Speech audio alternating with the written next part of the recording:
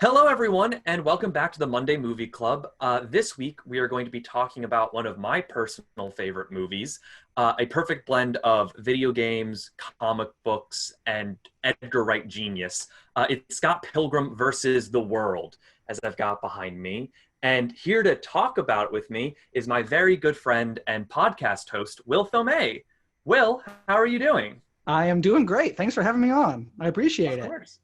I like to open these things up by asking everybody just like how they're holding up in quarantine. Like, how are you doing? How's life? Are you safe, sane, and healthy? How are you doing? Oh, that's so sweet. Yes, I am doing great, actually. I've been doing my own thing. A lot of it is obviously just like getting yourself into a routine and constantly just sticking to that. Always finding something to do. You know about this, but starting at the beginning of May, me and my roommate went to DC because he lives over there. Mhm. And so we just kind of got out of New York for a little bit. It was so amazing. It was such a great respite. We still self-quarantined. Like the only place we went that was outside of the car was like going out of the car into the house. Like that Mhm. was the only time we were ever outside, but it was still just nice to be in a different place and like have like different energy that you experience. It was just really, really nice. It was good, like emotionally, spiritually, mentally, physically. It was Yeah. awesome. Like it was such a good respite. So Now, Will, before we move into Scott Pilgrim, let's first just touch on the world of movies in regarding to Will.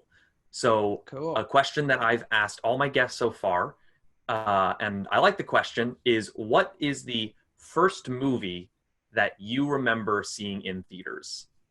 It might not have been the first one that I ever saw, but the one that I remember distinctly being very excited to see was Toy Story 2.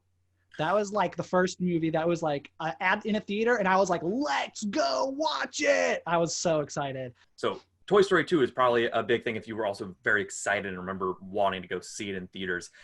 Is there a movie other than Toy Story 2 that stands out above the rest as like being a big influencer on you or your taste in movies? That would have to be, well, so there's one answer, but there's another movie that gets an honorable mention. Okay.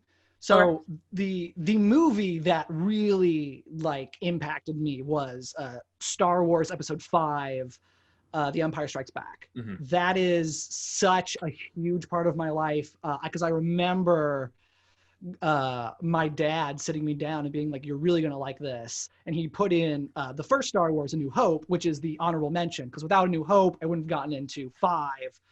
Right. So I watched New Hope and I was so into it. I loved the laser fights. I loved all of like the Jedi and the Force stuff. It was so cool. But then I watched 5, and that was just a whole other level of cinema that I'd never experienced before, and something that was so incredibly rich. There was just so much to go into with that movie. So it really made an impact on me. And I watched that movie over and over and over and over and over again. On to Scott Pilgrim. The first question I like to ask people is why did they pick this movie? Why did you pick Scott Pilgrim versus the World?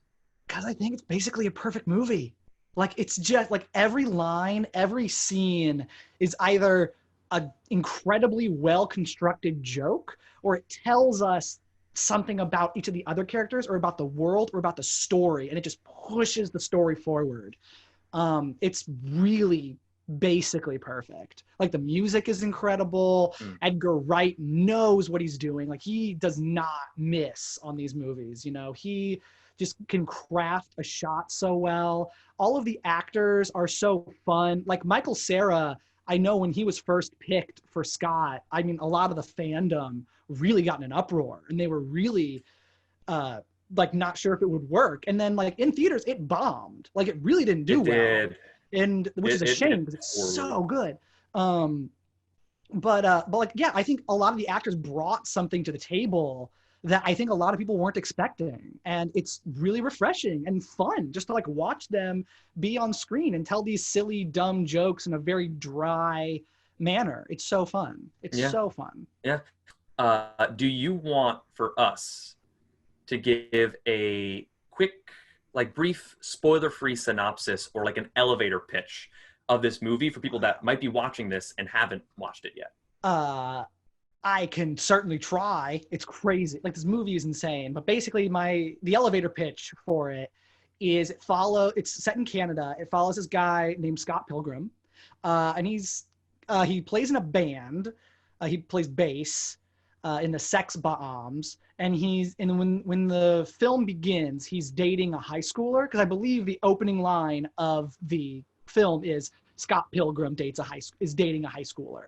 So he's dating a high schooler, and he's like way older than she is, and all his friends are giving him shit. And then he falls in love with this other girl, Ramona Flowers. So the movie is about him and Ramona trying to have this relationship. She's kind of this like distant girl. She's got some like baggage in her past, and she has her 7 deadly exes. So the entire movie is set is like very, very cartoonish, where Scott, in order to date Ramona, is fighting off her 7 deadly exes, while at the same time trying to manage his like relationship with the band, relationship with Knives, the high schooler that he's dating.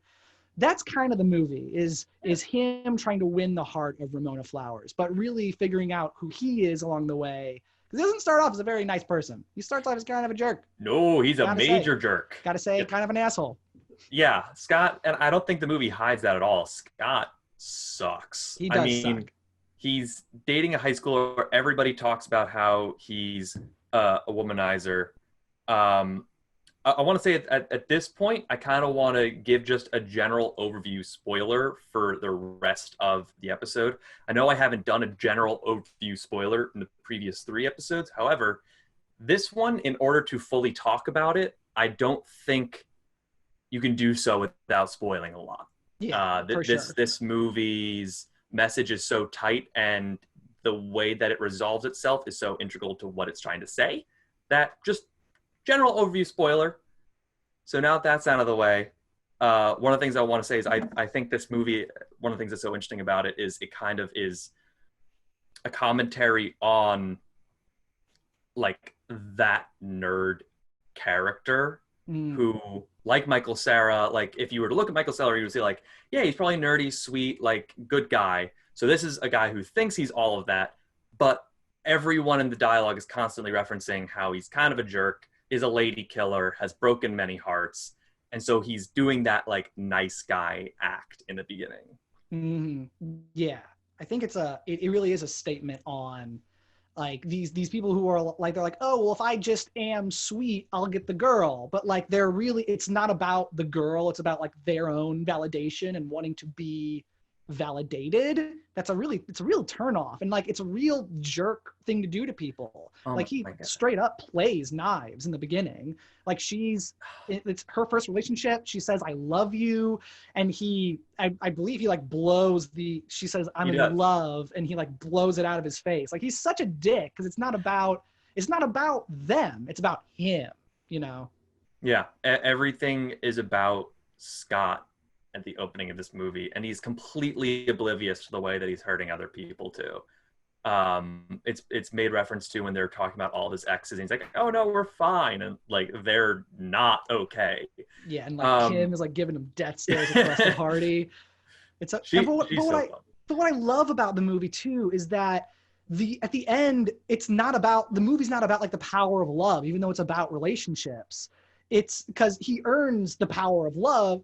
Again, spoiler alerts. So he earns the power of love. That's why I said you can't do it without just in his final fight with Gideon, the final evil X. Like he earns the power of love. He pulls that sword out, but he loses immediately. Like he gets the game over.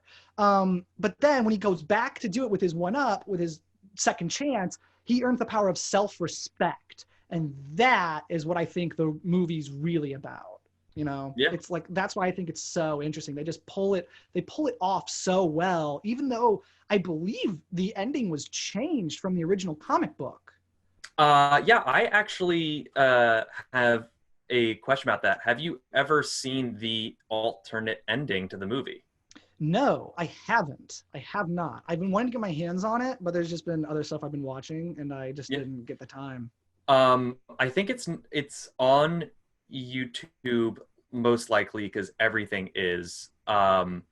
So the alternate ending to the movie, after he comes out after fighting Nega Scott, he comes out and he has like the same opening conversation with Knives, and instead of Ramona having that like you two are like cute together and then she goes away and then Knives like go after her, instead she kind of like watches them have that conversation, um and then sort of like drifts away without saying goodbye.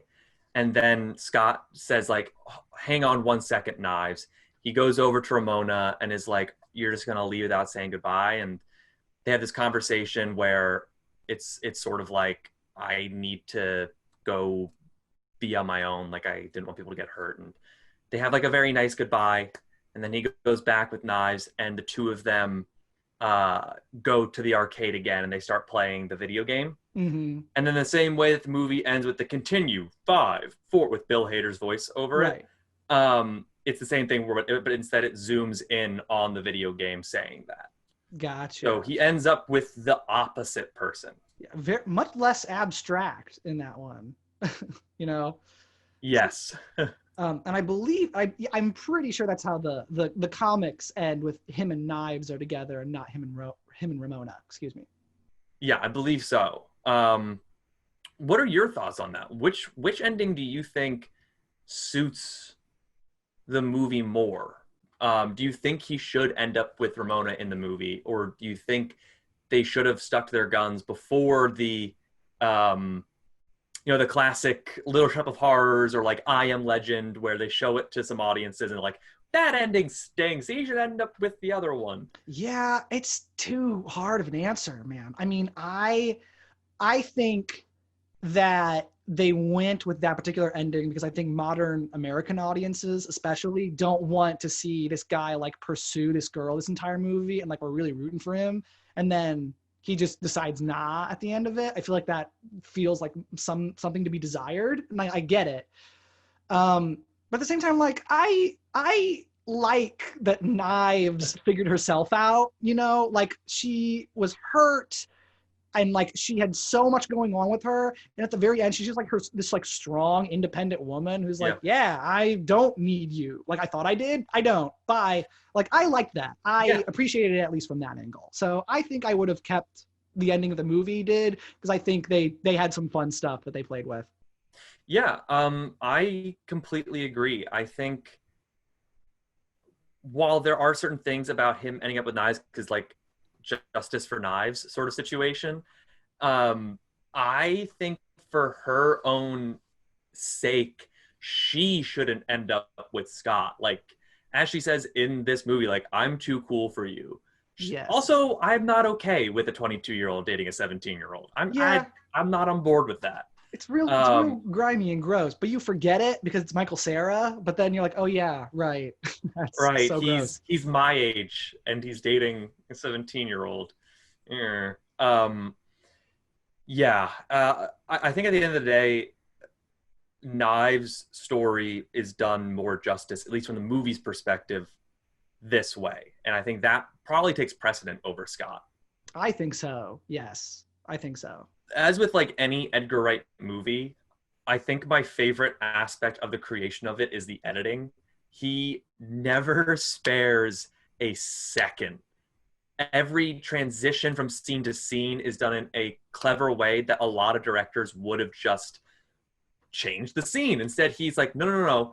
We're going to have it be like a quick slam cut of a face moving in, and it also shifts the whole scene over. Mm-hmm. Or no, he's going to walk through a door and it's going to change his location. His editing is so sharp. It's so good. It's really, it's fantastic. Okay, a fun question. Alrighty. Favorite fight scene in the movie? Go. Ooh, I mean, I love the Chris Evans fight. I love when he's like got all of his stunt doubles, because like I feel like the quips in that particular fight scene are just so good. Like probably my favorite quip of the whole movie comes in the end of the fight when his roommate, who we should probably talk about because his roommate's fantastic, but his roommate Wallace is like comes up. So Scott is obviously getting the shit kicked out of him. And then he's like, can you do a grindy thingy down that rail? And it's going to like kill Chris Evans. And then Wallace just like comes up behind them both. And he's like, hey, big fan. And he hands him the skateboard. And he just cracks his neck and he goes, why wouldn't you be? And it's just like so good. Like all of like the little quips, like when he's beating up all of the stunt doubles. And then you think like that Chris Evans won and Chris Evans is taking a sip of his coffee. And then you hear Scott from off screen go, you're needed back on set. And it like turns back and you see him with all of the stunt doubles on the floor. It's just like so good. It's a really incredible fight scene, especially because it's so interesting to watch because you know that Scott can't beat him because he's just physically stronger than Scott is. So it's interesting to be like, it's very apparent when the fight begins that Scott's got no chance. So it's interesting to see how Scott kind of gets around that and defeats that Deadly X. Yeah. But my favorite fight scene in the movie is for some similar reasons. My favorite one is X number 3 with Brandon Routh, Todd. Because my gosh. Again, like he's just so powerful, and I love how that fight kind of takes you through all these levels of different ways that you think he's gonna get him this way. Like. He goes in for a punch, think it's going to be normal. Nope, he has psychic vegan powers, which hilarious. I love it. They also set Todd up to be like, honestly, personally for me, if you were to like rank the evilness in this movie, obviously Gideon is like one of the most despicable human beings you could possibly be. He's literally mind controlling somebody to be with him, and that's horrible. Mm-hmm. But like underneath that is Todd. Todd just lays out knives in this movie and punches the blue out of her hair. Punches the highlights out of her hair. It's so good. And then you see the base battle and you're like, oh, maybe like he'll do it through that. But no, he's outclassed in that too. And then of course his outsmarting again. One other thing that always struck me as funny in this movie, and tell me if you think I'm reading too much into this, because I am often told I read too much into movies. But the fact that Nega Scott is referred to as being like a nice guy, to me, just solidifies Scott sucks. It's true. It's true. I mean, I don't know if I would go that far. I love the idea though. I think Nega Scott is just I think it's just like that reference to that nerd culture and that gaming culture, because every video game, the final boss is like the dark Scorpion, the dark like Mario, you know what I mean? So it's just always you play the evil you. Yeah. The shadow, if you're referring to Joseph Campbell's hero's journey. Yeah, exactly. So it's just a fun spin on that they're friends because they're the same person, which is, I think, hysterical. But it also makes me laugh. I've never considered that, like, maybe because Nega Scott is a good person, but I guess he's only a good person through Scott's perspective, because Scott's the only one who has a dialogue with him. Yeah, I always thought, I was like, are they saying that the opposite of Scott is just like a nice, caring guy who loves French toast? Well, Will, I want to thank you so much for joining us today. Oh my gosh, thank you. That was so much fun. I love talking about this movie. If you haven't seen it, go watch it. It's so good. It's so good. It is currently available for free on Netflix. So anyone that has Netflix, check it out there. It's also available for rent for like $3, as a lot of movies are on like YouTube and Amazon and iTunes. Will, before I do my final remarks, do you have anything that you want to plug? Yes, please. Thank you. I am a podcaster, as he mentioned in the very beginning. I have a podcast called Are You Scared Yet?, where me and my co-host drink and we talk about ghosts. It's super fun. We're on Apple Podcasts, we're on Spotify, we're on SoundCloud, we're on basically anywhere that you can get your podcasts. So give us a listen. It's a good fun. We don't take ourselves too seriously. It's not like a scary show or anything like that. It's just if you want to have a lot of fun learning a drink recipe and learning some like ghostly history. Be sure to join us next Monday when we will be talking about 1988's Akira. Going back into the world of anime, this one a little bit more well-known, so we'll see how that goes. Scott Pilgrim, as I said, is available on Netflix. Be sure to comment down below what you think of the movie. Do you agree with us, disagree with us? Let us know down below. Also, let us know what your favorite comic book movie is, because, again, at its core, this movie is a comic book movie. So whether it be Scott Pilgrim, Wonder Woman, Dark Knight, any of those movies, let us know. Thank you all so much for watching. Be sure to hit that like and subscribe button down below. And I'll see you all next week. Bye.